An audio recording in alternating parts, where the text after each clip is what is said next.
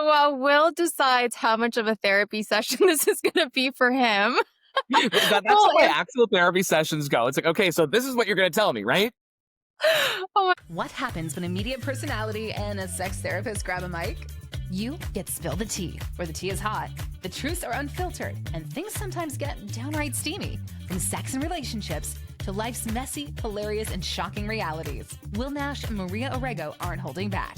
It's about to get deliciously messy. This is a crazy busy time of year. I know we say that all the time, but like November finishes, December kicks off, and it's like booked and busy. Like, do you feel that? yes, 100%. And like it feels like it comes from like every angle and everybody wants your attention. And people come out of the woodwork that are like, we need to have a Christmas party. And it's like, we haven't spoken all year. Why? Why? Why do we need to do this?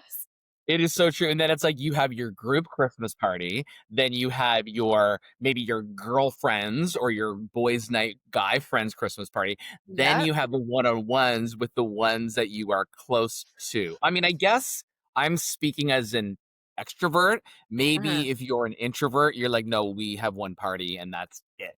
But that's my calendar's looking busy. Like I'm not gonna lie, it really is. Are you happy with that though? Does that like, as an extrovert, does it fill your heart and you're like, this is amazing? Or are you like, oh my gosh, please just January come and let it be over? It really don't get yourself in trouble here. It really depends on who I'm making the plans with. So if it's someone who I consider myself to be like a close friend, cherished family member, someone who I really like love, Mhm. adore, and want to spend time with, absolutely. Like right now, looking at December so far, very happy. Like I'm like, okay, cool. Like Good. everywhere, everything's kind of because I remember last December feeling like I didn't get to see like certain friends during like kind of ahead of the holidays during the holidays, just because like people just get busy and stuff, right? Whereas like this year, I feel the way that this is in my little world, the way that the month sort of like lands and other obligations land, I think that it's going to be good. And I think it's going to be busy, but it's going to be good. And it's, I'll be able to spend at least a good chunk of the month with people who want to see, who want to catch up with, who I want to, give a hug to and, let them know. Yeah. Um, I know it sounds cheesy, but let them know what they mean to me. Oh, no, I love that. That's so important. But that feels like you're doing all the things out of like a desire and a want of being with those people and connecting with those people.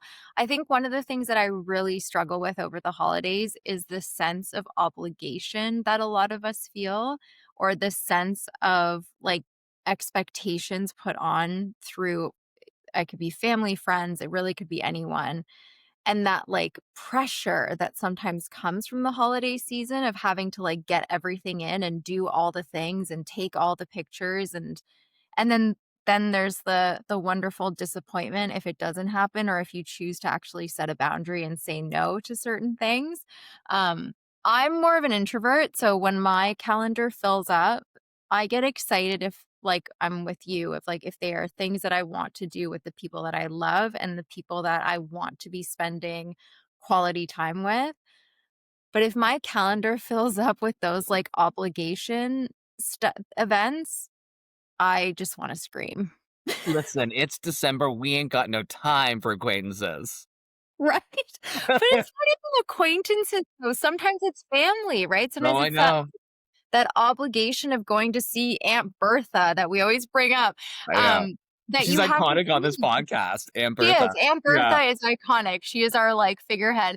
But, yeah, like, it's those obligations that I don't subscribe to them. I actually think that sometimes they're incredibly unhealthy. And that might also, again, it's what I do. It's having couples come into my office Yeah. constantly in November and December telling me how they're trying to plan their weeks and how they're trying to get to everything, but then they're also telling me how toxic some of these relationships are. And I'm like, why are you sitting at this table with these people that hate you? I know, it doesn't make sense. I know, like, as you're talking here and I'm listening, I'm taking it in, and I'm thinking of some of those relationships that you describe in my life, the close ones, the loving ones, but then also those other ones that there's that obligation for and towards.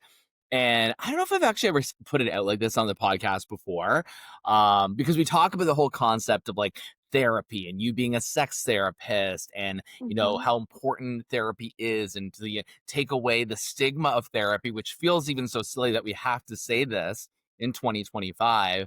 But honestly, like for me, I actually just started going to therapy this past year outside of this podcast.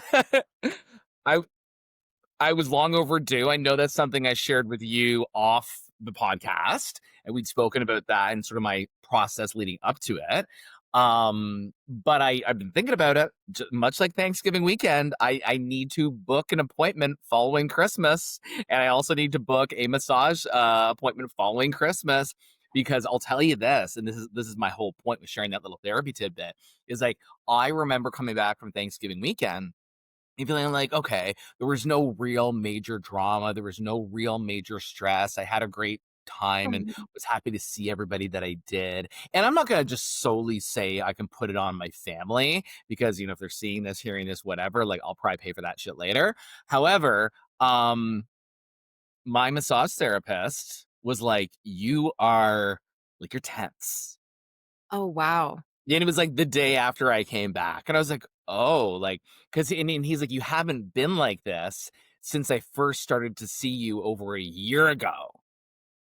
Oh, wow. That's telling. Right, right, and so it was like, I'm not even kidding you, I think it was, like, the Tuesday I had my massage therapy session after Thanksgiving, and the Wednesday, my ass was in the chair at my therapy session, and it was like, "Okay, that was such a smart thing to do." So again, if you're seeing a therapist, if you're any form of therapy, whatever that is, Yeah. book it up for January because they are going you can tell us, they are going to be so busy. I love first of all, thank you for sharing that because I think not I do hate that the stigma is still there, but it is still very brave and courageous to say it out loud. Obviously, I'm a huge proponent for therapy. I love going to therapy. If I could be in it, like, at my therapist every day, I would be, but that's just like Yeah, to me, it's exactly, like right? it's amazing. And obviously there's other forms of therapy as well, right, that we all do, like the massage or energy work or sound baths or whatever it is, right, that we do, like, as a form of, like, releasing all the stuff that we put into our little trauma bag. I do agree with you though that preparing for things is really important. So like even doing therapy sessions before and after as like a way to learn how to cope. And again, like many of my couples come in before Christmas as a way of like how do we handle this and what do we do and how do we stay on the same team? And then there's always the January debrief of like how did it go? Are we still on the same team? So but it's hard to do, and it's hard to set those boundaries properly. I will say, like, personal tidbit for me, years ago, I would have to take, like, the entire day after seeing, like, family during the holidays as, like, a day to like, just decompress and, Okay. like, try to get out of that state until I learned to kind of follow my own advice and set some pretty appropriate boundaries of how to take care of myself during those situations, but I think millennials especially struggle with Mhm. the fact that we were raised by families that might not fully understand us or see us or know who we actually are, right? So, it's a And hard one. The holidays are hard. and it's so funny that you talk about millennials because, like, technically, age-wise, I, like, barely scrape into that category. However, what I will say, and I don't know if it's because of, like, my friends, how I grew up, I definitely, like, relate to a lot of those sort of perceptions or ideals. The serious stuff, the funny stuff, everything you see online, all the things, right? I don't know why that is, but, it's funny because there's this topic that's been going around, that's been going viral. I Mhm. don't know if you've seen it. Oprah has been posting it a lot on her social channels.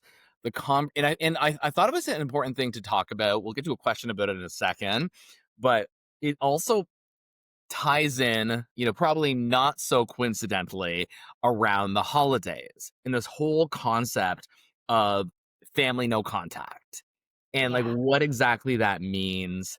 Um, so yeah, I mean, and having imagine a world, and maybe you are experiencing this right now yourselves listening, where holidays pass, birthdays pass, wedding anniversaries, and it's another day, or it's a day that you're celebrating with your found family. I know that's a conversation, a topic that comes up a lot in LGBTQ families, especially if they've been exiled or not accepted by their family members. But it's not just that community, it's like the human race as a whole.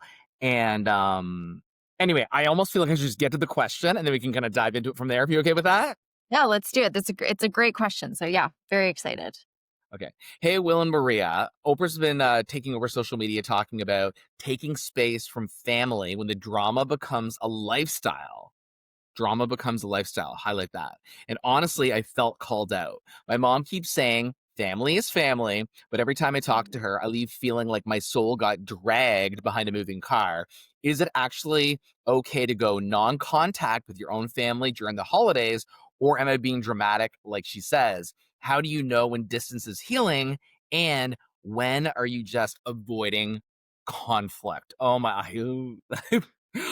There's a lot here and a lot that I almost feel like my own personal attachment to. Mhm. I'm just trying to kind of process like what I would like to share about this. So we'll start with you. What are your initial thoughts on this question? So while Will decides how much of a therapy session this is going to be for him, That's we'll how my actual therapy sessions go. It's like, okay, so this is what you're going to tell me, right? Oh my god, I love that.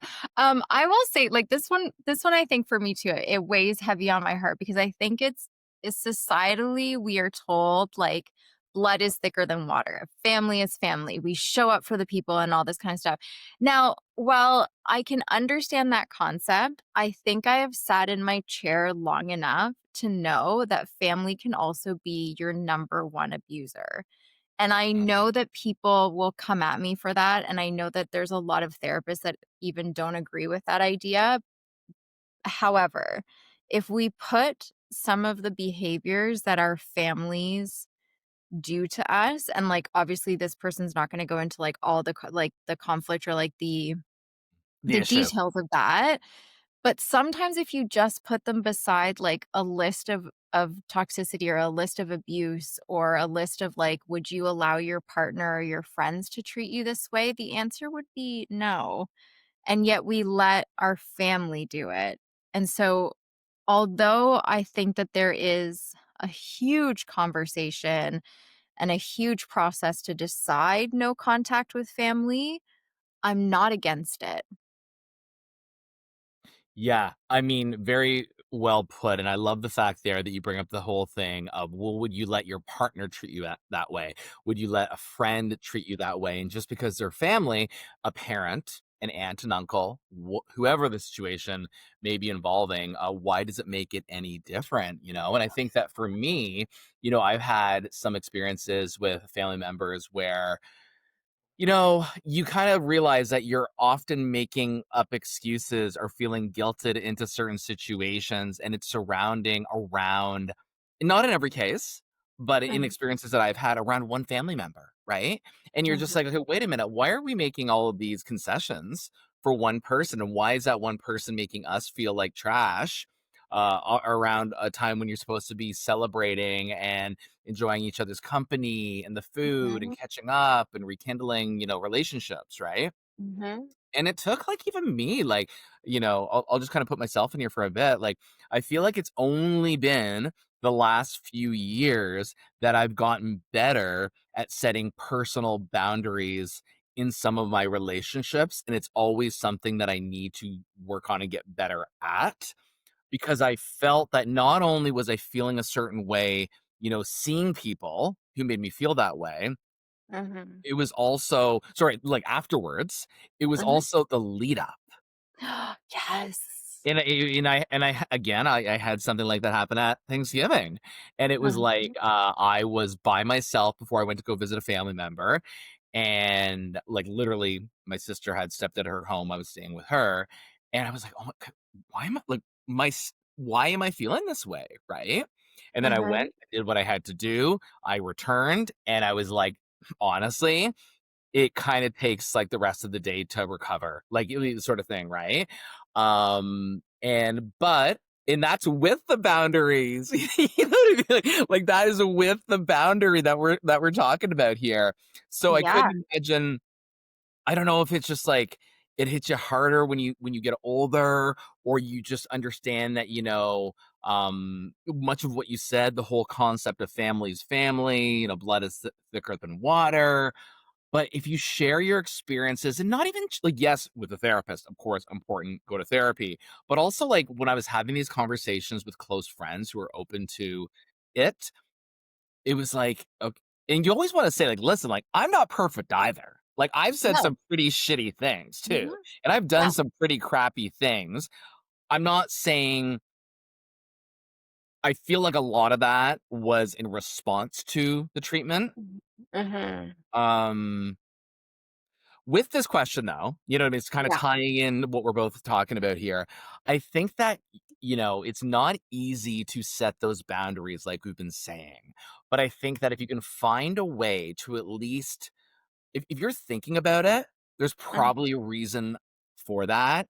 Mhm. And try, and I'm still working on it too, so I'm right there with you. Whoever sent this question in, is that like I think that if you are, so I'm trying to think of the proper wording for this. If you're thinking about it, there's something there. And Mhm. also, it's up to you. Like, truly, it is up to you to set those boundaries in every relationship that you're in. And if something's not making you feel great, why are we doing it? Oh my god, yeah. I've always, like, subscribed to. I don't understand why we put ourselves through, like, again, obligations, expectations of things that make us feel awful. I will say, like, I'm gonna jump on the bandwagon of, like, the buzzword or the buzz phrase that's going around of, like, being, quote, unquote, "the best version of ourselves." Mhm. I think what people don't realize is that sometimes the relationships, especially family relationships, it's the buildup, it's the actual time, and then it's the aftermath, and it seeps into your life, right? So, I've had many times where I have families or couples come in and they're like, "We're fighting again and we're doing this," or like, "Our intimacy is down," or "I can't stand him," or "I can't stand her." And then when I look at the context, it's because they had a family outing or they contacted that person that's like toxic or abusive to them, right? And it seeps into every part of you. And then all of a sudden, you're struggling at work or you're struggling to sleep or you're struggling with your partner or you're being mean to your kids because you're agitated, right? And so while I understand that it's really hard to set those boundaries, I think a reminder for all of us is, are these people allowing me to be the best version for myself and for the Mm. people that are like my immediates, right? Which would be like my partner, my kids, my like best friends, that kind of stuff. Or are they just adding to like bring out the worst in me? It's true. I mean, I remember maybe, well, no, in my 30s, when obviously I still had contact with, and I will say, I to this point, I've never cut out somebody in my family. We'll get to that maybe in a second. But it's like, I would remember having, fallouts with a family member and then trying to do my job, or even while I was at work, this family member was reaching out to me. And it's just like, oh my God. Like, it was like, how am I supposed to get through my day? And I mean, luckily, I was just a radio host, not a surgeon. Like, so like I wasn't necessarily saving lives, but it's one of those things where you were just like, how am I supposed to navigate this? And I think Yeah. that for me, not having had it at this point, I'm not at a point where I'm planning to or have no contact for me. Um, However, I do think that setting boundaries is completely an important thing to do. And Mhm. also, if you, with the state of your relationship with a family member or even a friend, really, want to Mhm. change that to a no contact relationship, that's only something that Yeah. that you need to do. Like, I mean, there are people who might be in a situation that I'm in and Mhm. might decide that they should be no contact, right? Mhm. Mhm. For now, I've decided that that's not what I wanna do. Yeah. I'm just trying to, and I'm only sharing this little bit of information because I'm hoping that this helps somebody watching or listening, Yeah. because, I mean, we do this podcast every week, but we have the same Yeah. we're not doing it because we're, like, perfect and telling you what to do. Like, we've probably been through a lot of these issues that come into the podcast every week. Yeah. I love that you brought up, though, the idea it doesn't just have to be friend or family, it can be friends as well, that you just have Mhm. to set those boundaries.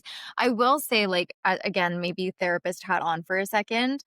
I would never jump to conclusions. I always think there's steps. Like, if there's someone in your life that is not good for you right now, maybe there are ways that you can have those conversations of like, hey, these are my boundaries, or this is how I would like respect to go back and forth, Mhm. or this is what I expect our relationship to look like from now on. If those people aren't able to respect that, then that's when you start kind of considering more of that no contact. And I think a lot, again, probably lots of millennials have thought about like the conversations they have with their parents, and their parents are like, oh, but I did the best I could. And like, you don't love me anymore. And it's like, well, okay, you're not going to get it and you're never going to get it. You know what's interesting though? I will say this, to your point about doing the best that I could. I do believe that, I do believe that the person who I'm talking about did the best that they could do for them. Yes. But that doesn't, I think, and this is where I think a lot of therapists might yell at me, and that's okay. Just because somebody did the best that they could doesn't mean that's enough.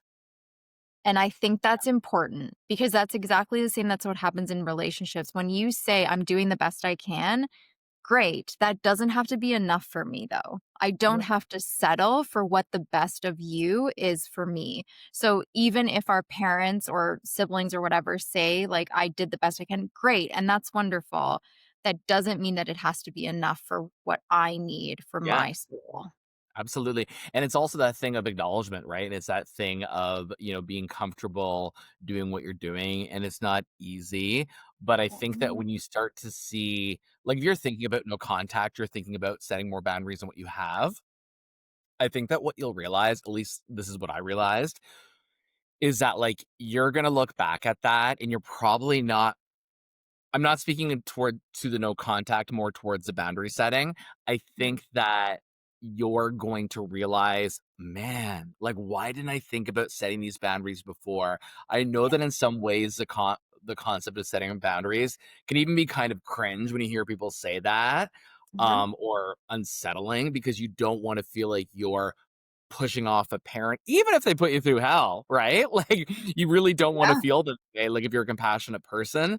Yeah. Um, One of the things that I would and it's hard to say how we work, but I think that when you have a parent who is maybe, toxic or narcissistic or whatever it is, Mhm. I think that, like, you'll find that people will go a couple of ways. You'll unfortunately maybe kind of develop some of those skills, Mhm. or and this is not scientific, this is just more observation, so you can add the science to it, the Well, psychology to it. Madge the scientist. Yeah, yeah, all the things, all of the, your radio host, podcast host, PR person, there you go. Is like, or you can really you'll find you're not even trying to, but, like, you'll find yourself reacting in an opposite way. Like, you'll find yourself, like, being a good person or being a solid Mhm. human and treating people with respect. And, yeah, you make your mistakes too. We all make mistakes, but it's like Uh, not living a life of turmoil, right, in that way? yeah. Yeah. A question that was actually posed to me when I was really young, by another therapist, actually, and it was for a client back then. They said to me, ask the person the question, if they had a child, would they want the child reacting differently? Or would they want something different for their child? And even if they don't have a kid. And I've always asked that question of like, when people treat you a certain way, would you want your child treated that way? Even if you don't have kids, you know what that feels like. Like, you know what Yeah. it feels like for a child to be treated that way, or would you want them to have a voice in a certain way? And that always speaks volumes of whether or not this is a relationship you should be in or not. Well, it's interesting too because I think that exactly I don't have kids. We've talked about this before. So I never want to feel like I have a platform to say on how people should be parenting their children. I'm a proud uncle, but that's kind of where it ends for me. Is you know, I've seen it. Like, I've seen it. I've seen, like, people who have been in those situations before because 'cause they've shared that with me, and I've seen how they are doing everything that they possibly can Yeah. to make sure that they're not parenting their kids the same way that they were parented because they know Mhm. the pain that that caused Yeah. them or others that they love. Yeah. I fully agree. I think I will say as my last slip to this question, Mhm. if you are gonna go no contact or if you are gonna set some pretty strict boundaries, make sure you set up your, like, network of other humans that love you and support you through this because you're gonna need that, and it's not just your therapist, it's not just a best friend, it's a network of other humans that feel like what you said, that found family that can love you, support you, encourage you, and pick up the pieces when it's all done because it can be very lonely, and so having that in preparation, like your little safety pack, is really important. I definitely subscribe to that, what you just said, because I think that in a lot of cases, again, not all, you don't have to be queer to necessarily have a tough relationship with a parent. That's for damn sure. Yeah. But I think that if you're deciding to have no contact with, say, both of your parents, for example, and then the Mhm, holidays hit, and maybe you're single, and maybe you live on your own, and you don't have a partner, and all of your mhm, friends are now visiting their partners' families, et cetera, right? So mhm. that would be very hard to do, right? Very hard Yeah, to be not that you shouldn't do it, and not that it can't be done, but again, I think having those sort of resources in place are definitely important to do. I mean, I think that all that I'll say in terms of a last sip is that I think that it is important to do what's best for you, for your heart, for your soul, for your mhm, well-being. And I think that for me, as I've gotten older, I feel like I've always been a bit of a late bloomer in that way. And I feel like but in some ways I think that's okay, right? Because you have to fall, you have to trip before you learn from your mistakes, right? And I yeah. think that reach out to somebody, reach out to someone who will be there for you. And if you are at that point where you're ready to do that, who are we to judge, right? Yeah, and just take care of yourself, that's all. Just take care of yourself, of your soul, your body, and you'll be okay on the other side. 100%. And you know what? Woo, this is a bit of a serious topic today. It is. No, didn't know that it would be that intense, but I think, we're talking about a few personal things too. You kind of be like, "Ooh, all right." So thanks for listening to this episode of Spill the Tea. Of course, you can always subscribe to us at Spill the Tea Pod, rate us 5 stars. That way you never ever miss when an episode is about to drop. And yeah, just be good to one another. That's Yeah. it. That's a tea. And that's a wrap on this episode of Spill the Tea. Got a burning question or a scandalous scenario? Slide into our DMs. We're ready to spill it all and maybe stir things up a little. Follow us at the Spill the Tea Pod, at Will Nash on Air, and at Sex Off the Pedestal.